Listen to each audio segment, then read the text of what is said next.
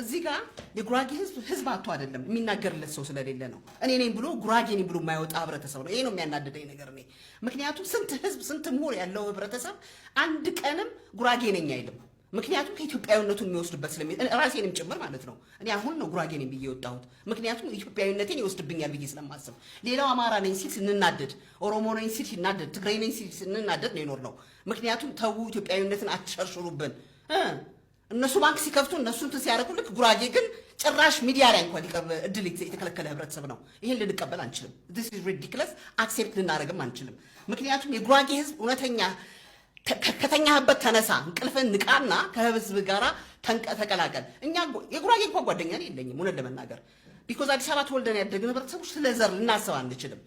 ምክንያቱም ያደግንበት ያስተማረን ህብረተሰብ ኢትዮጵያዊነትን ነው ያስተማረን። ማንኛውን ጉራጌ ህብረተሰብ ብትጠይቅ ይሄን ነው። እዚህ ጋር ግን የማይሆን ንግግር ለመናገር ለመስማትም እኛ ፈቃደኞች አይደለንም። ምክንያቱም የጉራጌ ህዝብ ክልል ያስፈልገዋል፣ አሁንም ያስፈልገዋል።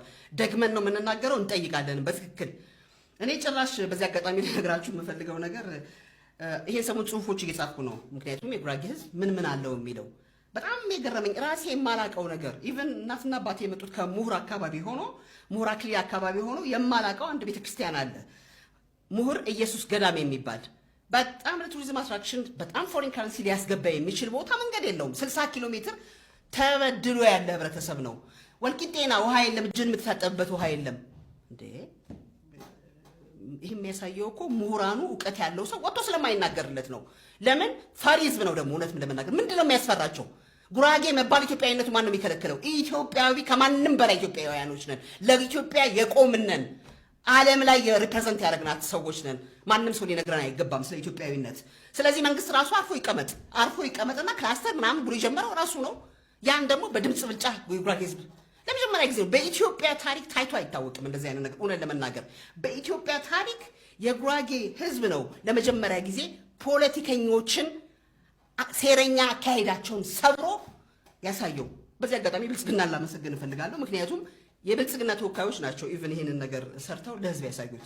ስለዚህ እኔ በዚህ አጋጣሚ ልናገር እንፈልግ በተለይ ሴት እህቶቻችንን አክብረው በተለይ አፈ ጉባኤዋ ሪሊ መከበር አለባት። እሷን እዛ ጋር ማደናገርም አያስፈልግም። በወታደር በኮማንድ ፖስት እነሱን አጅባ አይደለም ድምፅ ለመናገር የምትወስዳቸው። ምን ማለት ነው ይሄ? this is ridiculous። ስለዚህ እኔ ውድሉን ለመሐመድ እሰጣለሁ። እያስተዋሉ ቢናገሩ ጥሩ ናቸው የሚናገሩት ሰዎች።